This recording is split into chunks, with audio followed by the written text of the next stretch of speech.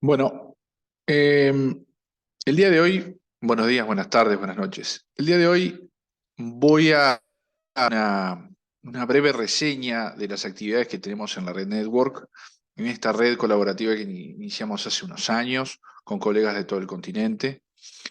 Y nuestro objetivo es, como les digo, hacer un up-to-date, tratar de mostrarles y contarles algo del camino de recorrido, lo que estamos haciendo ahora y hacia dónde vamos.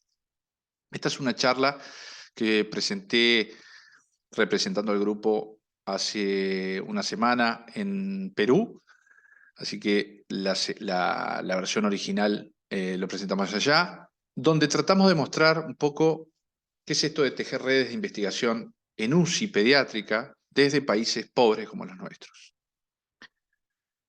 No tengo conflicto de interés con respecto a esta charla. Y lo primero a decirles es que la cooperación, el fenómeno de cooperar, es un instinto humano.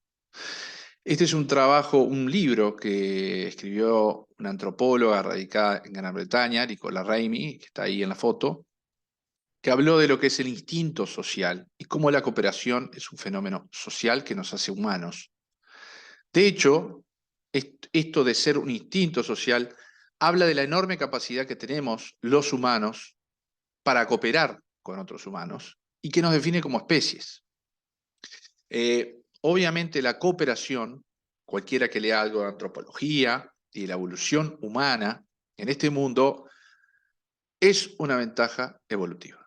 De hecho, el hecho de cooperar es lo que nos trajo aquí, moldeó el mundo que conocemos y hace que los humanos estemos por encima de la pirámide del resto de las especies. Yendo a nuestro caso, ¿por qué entonces una red cooperativa es necesario y es tan útil para investigar? Bueno, uno puede encontrar muchas definiciones.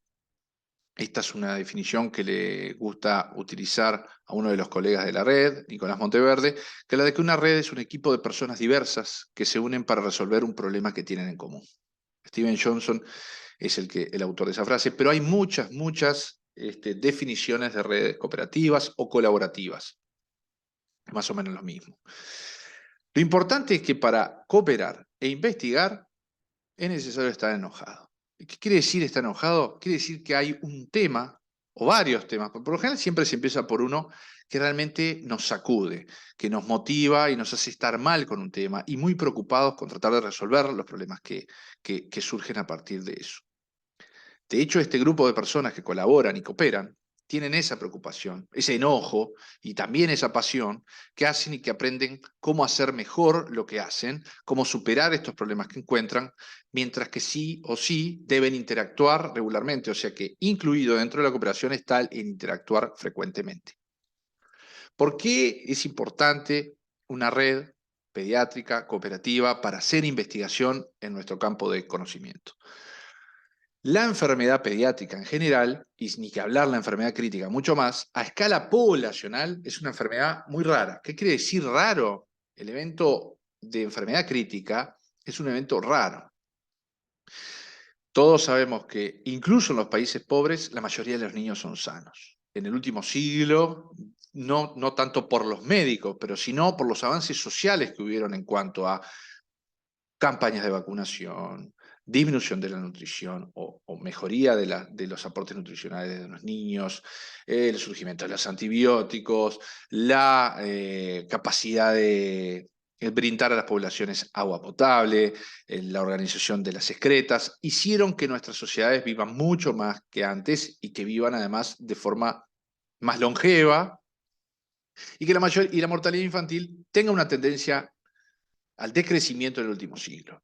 Ahora, eso hace de que, lo que pongo en la slide es que sea muy difícil para lograr N, o sea, una muestra, un tamaño muestral significativo como para encontrar un laboratorio donde testear hipótesis, sea muy difícil para un único centro. La variabilidad de edades, fíjense que los pediatras atendemos desde la etapa postneonatal, digamos, luego de superado el proceso de nacimiento y los primeros días de vida, durante el primer año, depende de los países, quizás el punto de corte sea un poco más arriba, más abajo, pero por lo menos hasta la adolescencia, bien entrada la adolescencia. En Uruguay, por ejemplo, 14 años, en otros países de la región hasta los 18 años. Imaginen la variabilidad de edades, de diagnósticos y de tratamientos que coexisten. Por ende, mayor variabilidad y que ese N se subdivida en múltiples poblaciones. O sea, hay que juntarse para empezar a estudiar, testar hipótesis de intervenciones, de métodos diagnósticos, etcétera, etcétera, de todo lo que se quiera mejorar en la atención clínica de los niños para mejorar lo que hacemos. En la red, después de años de investigaciones y de medir lo que hacemos, sabemos que nadie es el mejor en todo y tampoco el peor en todo. Cuando digo nadie, hablo de un hospital. O sea, todos los hospitales tienen fortalezas y todos los hospitales tienen debilidades. La capacidad que tiene de identificar a través de una red, del trabajo en red, de en qué áreas estoy mejor o peor que mis pares de mi mismo país o de otro país, da la capacidad de ver de que siempre hay espacio para mejorar, ¿sí? Por eso, lo importante es el concepto de que si uno quiere mejorar, incluso de la población que atiende, el grupo de pacientes que le toca atender, nadie va a hacerlo mejor que si no es todos juntos. Ese es uno de nuestros leitmotiv. Vale saber que Pediatrics, el órgano oficial, la publicación oficial de la Academia Americana de Pediatría, hace muchos años, este fue un número entero en 2013 que sacó Pediatrics, hace muchos años promueve la creación de redes pediátricas. No estoy hablando solo del mundo UCI, sino de todas las especialidades y subespecialidades pediátricas. La pediatría debería tener toda como objetivo trabajar en red, tanto sea para iniciativas de mejora calidad como para investigación. Sin ir más lejos, esta última semana, nuestra revista de referencia en cuidados críticos muestra el desarrollo de dos tipos de redes. La Palissy Network, una red con la que colaboramos, y también la CPCCRN, que es una red también norteamericana. Pero lo que les quiero mostrar con esto es que es un tema que está en boga, que se viene desarrollando hace mucho tiempo, y estas dos redes que en los últimos 20 años nacieron, crecieron, se desarrollaron y miran su futuro. O sea, es un tema actual. Para ir a nuestro caso, el tema de la red. ¿Cómo surge la red? La historia en realidad la red intenta emular y copia otras redes que nos mostraron el camino.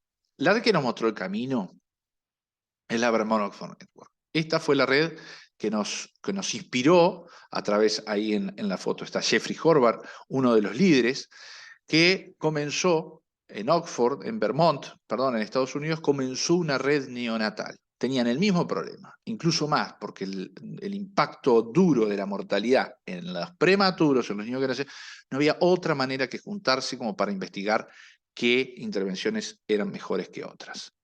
Y así creció. Y estos números que se ven en la diapositiva muestran lo que es esta comunidad hoy en día internacional y global de más casi 1000 unidades neonatales en más de 30 países trabajando juntos para encontrar tamaños muestrales del tipo de menores de 1.500 gramos, fíjense, 50.000, 60.000 y creciendo. O sea, encontrar número y crear una red que pueda estudiar tantos niños sería imposible si no es a través de la cooperación en red. En esta charla quería mostrarles algunas de las cosas que pensamos que pueden servir a otros grupos que decidan comenzar a trabajar en red. Lo primero es saber que nunca hay un momento ideal para comenzar a trabajar en red. Simplemente hay que empezar. Es como escribir un manuscrito. Lo peor es la primera hoja. Luego todo va fluyendo de otra manera. Y lo otro importante que todos los grupos se deberían poner como objetivo es salir de la comodidad cotidiana. Si uno piensa que hace todo bien y que en el hospital donde trabajan, atienden de la mejor forma que puedan a los niños, seguramente estén cayendo en un error y seguramente tengan que salir de ese espacio donde no nos sentimos cómodos como para que se genere innovación, se genere mejoría, se genere hábitos que hagan que a nuestros niños, que en definitiva, y a sus familias les vaya mejor. Vayamos a el ejemplo nuestro. Este es el mapa de la ciudad donde vivo, Montevideo, Uruguay, la ciudad capital, y ahí ven las primeras 5 unidades donde nació esta red. Eran 5 hospitales, 5 sanatorios que atendían niños en la misma ciudad, con pocos kilómetros de distancia unos de otros, pero que no trabajaban en conjunto. Rápidamente nos pusimos de acuerdo y empezamos a intercambiar información, intercambiar conocimientos, empezar a interactuar, como les decía al comienzo de hoy. Y rápidamente creció. Y hoy en día la red en Uruguay, prácticamente la mayoría de las unidades trabajan de una forma u otra vinculadas a nuestra red. Obviamente, y para sorpresa nuestra, la red creció y hoy en día tenemos alcance continental. Este mapa, que lo actualizamos más, esto es una slide de Pablo Vázquez, uno de nuestros coordinadores de investigación. Fíjense la cantidad de hospitales de distintas características, algunos más grandes que otras, esparcidos por todo el continente. Este crecimiento realmente nos ha sorprendido, pero nos hace estar muy felices por el camino trazado y no nos deja más que buenas expectativas para nuestro futuro. Un poco para contarles, nosotros comenzamos 2 años, cumplimos 10 años de trabajo. Lo que primero empezamos a ver es esto que nos enojaba, que era el paciente más cotidiano. Y el paciente más cotidiano de las unidades de cuidados intensivos pediátricos en todo el continente era la insuficiencia respiratoria, el fallo respiratorio agudo. Y lo que hicimos fue generar una base de datos que en principio fue bien simple, en una hoja de Microsoft Excel, con 1000 errores, pero empezamos a medir y progresivamente nos fuimos profesionalizando de alguna forma para tratar de medir estos niños que nos ocupaban prácticamente el 60 al 70% de las admisiones en nuestras UCI. Los niños que tenían insuficiencia respiratoria de causa infecciosa, bronquiolitis, neumonía, etc. Este proyecto, que se denominó PARTS, rápidamente se profesionalizó, adquirimos un software más específico para la captura de datos, como es el REDCap, y en conjunto con la colaboración con colegas ya no solo de Uruguay, sino con Chile, empezamos a diseminar el conocimiento, a diseminar a contagiar al resto de los países con nuestra red que estaba funcionando.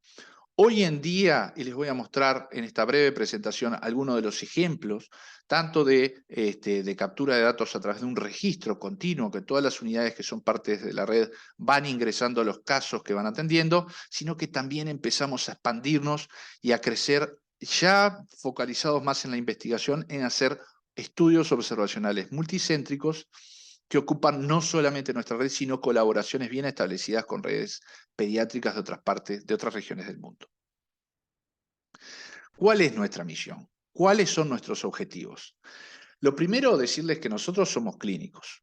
¿Ya? Algunos con clara propensión a ser investigadores, lo que dicen en Norteamérica clinician scientists o physician scientists, somos de alguna manera científicos o clínicos que tienen una vocación científica.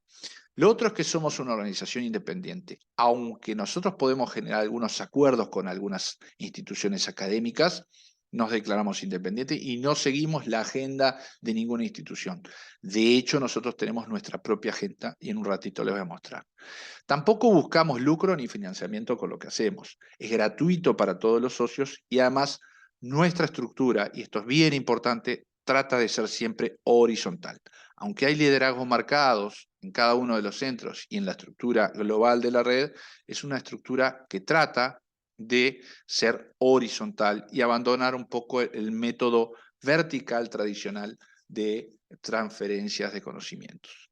¿Cuáles son nuestros valores? Nueva diapositiva hecha por Pablo Vázquez.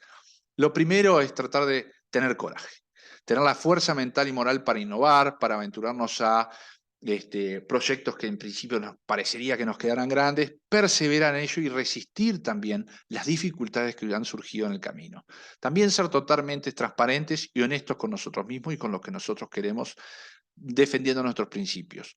Lo otro es tratar de profesionalizarnos, tener siempre el compromiso con los niños y sus familias, obviamente facilitar el intercambio de todo tipo y color, digamos, con el resto de los colegas, sean o no sean de la red, tener respeto, trabajar juntos y reconocer el valor que cada uno de los individuos le aporta a este grupo y tratar de innovar. Nosotros en realidad somos flexibles, no tenemos una pregunta de investigación propia o fija, sino que tratamos de que surjan las preguntas de investigación de lo que vamos haciendo.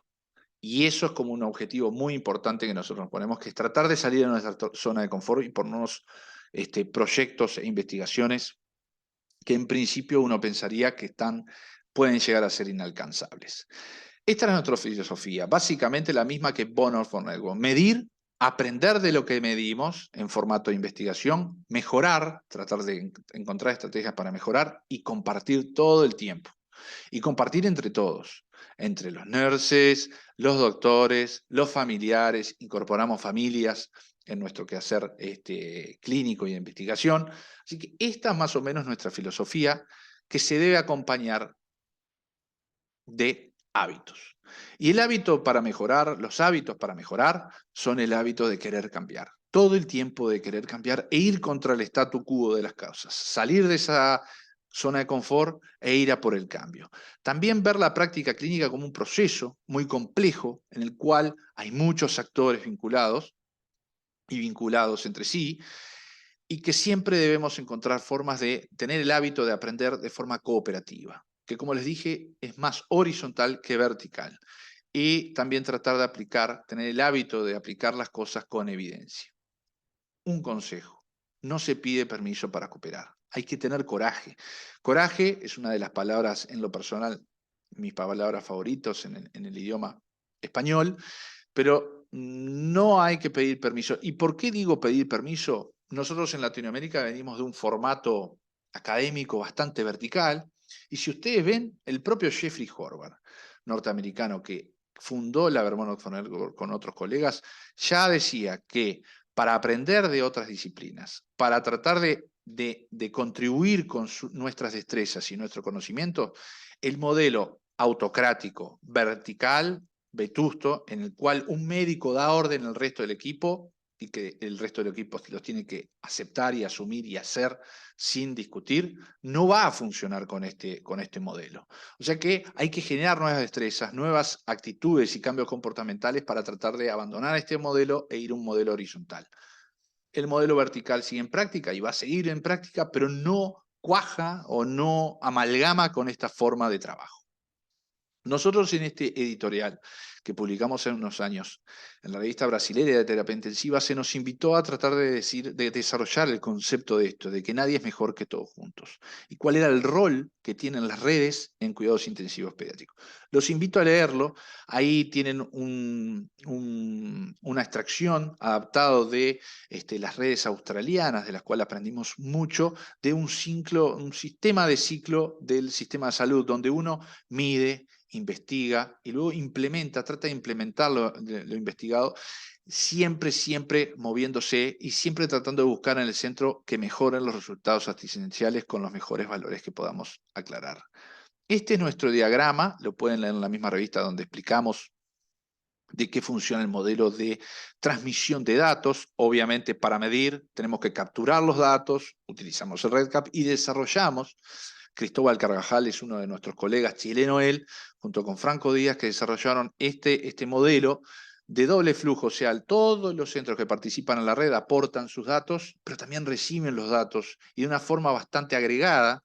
O sea que hay un ida y vuelta constante en donde una unidad puede ver cómo le va con respecto a sus pares en forma ciega, tanto sea de su propio país como del resto de Latinoamérica. Y esta es como la moneda de cambio que le damos a todos nuestros miembros, para que ellos mismos y que cada una de las unidades y hospitales que participa pueda detectar sus fortalezas y sus debilidades para aplicar cambios y que mejoren sus resultados. Hoy les decía que tenemos nuestra propia agenda de investigación. ¿Cómo la generamos?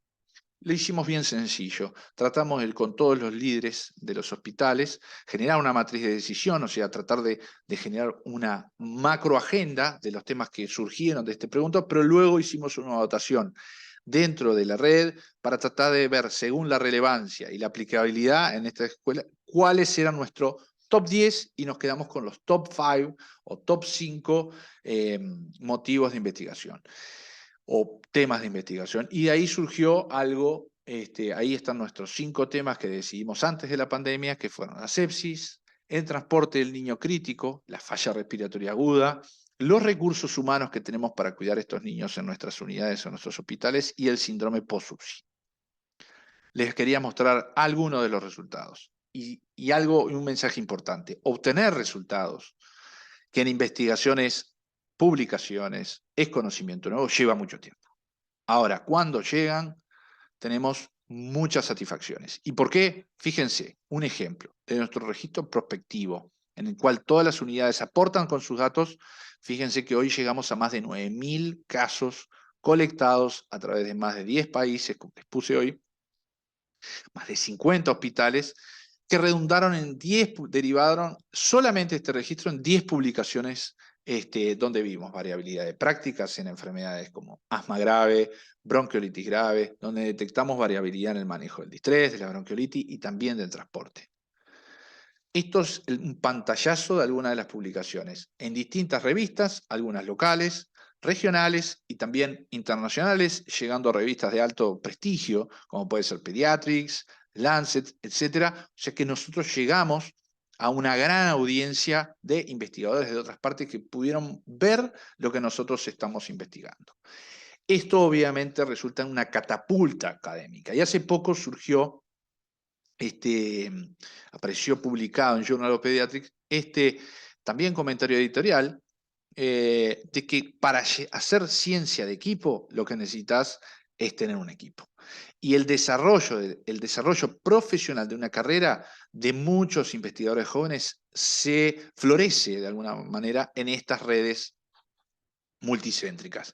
Fíjense, para nosotros, Nicolás Monteverde hace poco hizo una revisión, encontramos que los autores y coautores de nuestra red están en más de 30 publicaciones en los últimos 4 años, que redunda en intercambio e interactuar de estos investigadores con casi 200 autores de distintas partes del mundo, algunas de Latinoamérica y otras por fuera, y con más de 10 proyectos en marcha con otras redes de cuidados intensivos. Esta plataforma durante la pandemia nos permitió tener una excelente respuesta como investigadores, a saber qué era lo que iba a suceder. Y de ahí derivaron algunas de las investigaciones particularmente focalizadas en COVID, que hubieran sido imposibles de hacer. Imagínense montar una estructura desde cero. Esta estructura de investigación y de investigadores trabajando en conjunto ya venía trabajando hace unos años, y nos agarró la pandemia con cierta capacidad de respuesta, que es lo que tratan de lo que se tradujeron en estas investigaciones ya hoy publicadas. Para ponernos un ejemplo, y cómo el trabajo de la red, en nuestro caso, puede servir a distintas tomas de decisiones de salud pública, y los países pueden captar la información obtenida a través de las redes. Esta es una de nuestras publicaciones en el medio de la pandemia, donde detectamos, como se ve en la figura, en el resumen visual que aquí tenemos, cómo desapareció la bronquiolitis y las enfermedades respiratorias graves en Latinoamérica. Pudimos detectarlo rápidamente porque estábamos colectando datos de hacía un tiempo.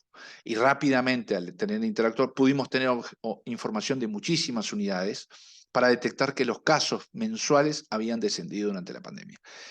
Esto, hoy por todos conocido, redundó en esta publicación que incluso el Ministerio Británico de Salud preparó su siguiente ola de COVID en base a nuestros datos. Nos solicitaron nuestros datos, y es que esto hace ver la potencialidad que tiene para ayudar a los países, y ni que hablar los países pobres.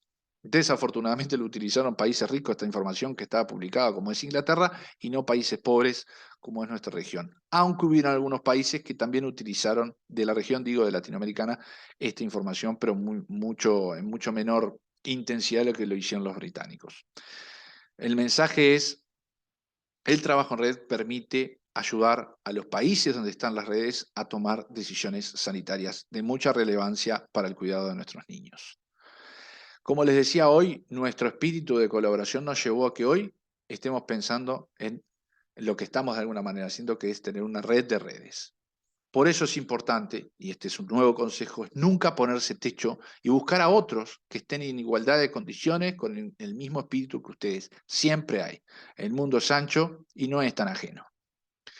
Fíjense, esta slide la preparé en el 2015, donde nosotros soñábamos tener en 2035 no solo la expansión continental, sino ya estar trabajando con otras redes del mundo que en ese momento solamente leíamos. Y hoy en día les voy a mostrar cómo ya, de hecho, más de 10 años anticipadamente estamos trabajando en una red de redes. Esta es la foto para tratar de generar esta comunidad internacional de investigadores con distintas redes. Fíjense, estas son algunas de las publicaciones en las cuales muchas redes trabajamos. Este caso fue con el grupo de Palisi de Norteamérica. Logramos reunir más de casi 240 hospitales en el mundo, de más de 60 países, y ahí ven la distribución geográfica de los hospitales, en donde pudimos encontrar una de las agendas de investigación que era ver qué recursos humanos y materiales tenían nuestros hospitales para atender niños. O sea, respondiendo a nuestra agenda de investigación, generamos una respuesta en forma de esta investigación original que, compartida con otras redes, nos alcanzó para tener una potencia en encontrar información de todo el mundo, o de casi todo el mundo. Fíjense el estudio Bacon, que esperemos que en los próximos meses, un estudio de bronquiolitis grave, también uno de los temas prioritarios de nuestra agenda. Sería imposible para cualquiera de nosotros generar información a través de 418 casos, dice ahí, pero tendría que actualizarlo, estamos en casi 600 casos de más de 20 países y más de 100 hospitales que aportaron datos y estuvieron interesados en trabajar en el estudio Bacon, que va a hacer un estudio seguramente antes y después en la historia de la codetección de infección respiratoria viral y bacteriana de los niños con infecciones respiratorias bajas graves. De hecho, ganamos un premio en el último Congreso de Cuidados Intensivos de Norteamérica, donde hicimos un subanálisis de este grupo, que también esperemos esté en breve publicado, donde vimos el desarrollo de distrés, una de las formas de lesión pulmonar más grave en niños con bronquiolitis. Estudio Cake, un poco ya les estuve diciendo, es este estudio enorme que hicimos en el medio de la bronquiolitis para ver cuál era la epidemiología de los niños graves, que redundaron en estas dos publicaciones en dos journals de mucho impacto como son Pediatrics y Lancet. También imposible juntar 20 países y más de 70 hospitales para encontrar información. Otro de los temas que estaba en el top 10, el trauma grave, la neuroinjuria, y para eso estamos trabajando con la red Pacman asiática. Fíjense, más de 30 centros en el mundo, la mitad prácticamente latinoamericanos y la otra mitad en Asia y Medio Oriente, con más de 500 niños con neuroinjuria grave admitidos, que en su última newsletter mostró ya que trata de buscar distinta información y variada información, de los cuales ya hay más de 10 estudios o subestudios planificados. Ahí está Yulin, una de las representantes y líderes de la doctora Yulin de Singapur, y ahí está Juan Roa y Paula Caporal, dos líderes de este trabajo de parte nuestra, la contraparte latinoamericana, y vamos a tener seguramente en el próximo año muchísima información de muchísima relevancia de uno de los principales asesinos de Latinoamérica, como es el trauma. Global Parity, otro estudio gigante, y ven ahí en el mapa mundi el peso que tiene nuestra red latinoamericana aportando datos de más de 20 países, casi 50 hospitales y más de 8.000 niños, tratando de ver cómo se atienden los niños en los hospitales, cuál es la trayectoria hospitalaria de estos niños que consultan por enfermedad y cuál es la carga del sistema sanitario además que ocasiona estos niños. Otro estudio con el grupo Palisi, norteamericano, otro estudio imposible tanto para Palisi hacerlo solo como para nosotros hacerlo solo. O sea que la potencialidad de estos estudios que ya están en marcha, y ya está, ahí está la primera publicación del Global Parity, y es un estudio de prevalencia puntual, multicéntrico, global. Quiere decir que desde aquella unidad que había nacido en una ciudad pequeña de Latinoamérica, hoy en día estamos hablando de que ya nuestro laboratorio de clínica o nuestro laboratorio de investigación ya no solo venció barreras, sino que venció la escala global, digamos, de todos los continentes. Ahí están algunos de los estudios. Obviamente estos estudios fueron de abierta investigación. Nosotros fomentamos la participación libre, fomentamos que también todos los investigadores tengan acceso a procesos de mentoría, a procesos de tener por lo menos la oportunidad de que si quieren empezar a escribir un paper, lo hagan, de recibir educación al respecto, ¿Cómo? De la única forma en la que yo, esto es algo personal, pienso que es haciendo cosas. Haciendo cosas como uno, no tanto teoría, sino práctica con teoría. Esta es nuestra red caminando. Estos son nuestros objetivos. Queremos pasar de una etapa de bien observación de la realidad para ir a buscar, observando la realidad que tenemos, cuáles son las intervenciones, y para eso proyectamos en los próximos años hacer ensayos clínicos controlados, que sabemos que es el gold estándar para el testeo de las intervenciones sanitarias. Y bueno, no deja de ser una invitación para el que hoy en día no esté participando para que se nos incorpore, o incluso, y esto es algo muy importante, es la red no pretende bloquear al desarrollo de ninguna red. De hecho, buscamos que otras redes se generen, y de hecho con todas las redes que se han ido generando es que tratamos de interactuar. Lo más importante, y eso es conceptual en nuestra forma de ver la cooperación, es que la gente es lo más importante y que esa gente se sienta parte de un grupo. Y además contarles, si hay algo que tiene la red, nuestra red, pero creo que es algo transversal a todas las redes, es que es algo muy divertido. O sea que nos divertimos un montón, es nuestro objetivo no caer en el aburrimiento, y por eso tratamos de siempre estar cambiando y de tener libertad de acción, libertad de movimiento y libertad de pensamiento entre el grupo, para motivar justamente a la gente. Este es un viejo collage que siempre me gusta mostrar, porque lo que muestra es que son personas. Acá no hay una ultra tecnología, acá no hay, más allá de, como dije hoy, hay líderes marcados en todas las unidades, en todos los países. Es una comunidad de prácticas humanas. Acuérdense de esto del instinto social de cooperar, y ahí ya vemos muchos enfermeros, enfermeras, médicos, médicas trabajando en conjunto. Sabemos que si uno quiere, como dice el proverbio africano, si quieres ir rápido, ve solo, pero si quieres ir lejos, hay que ir acompañado. Ese proverbio, que lo incorporamos de otro país, es un proverbio muy sabio, con mucha sabiduría, que muestra que el camino es ir todos juntos.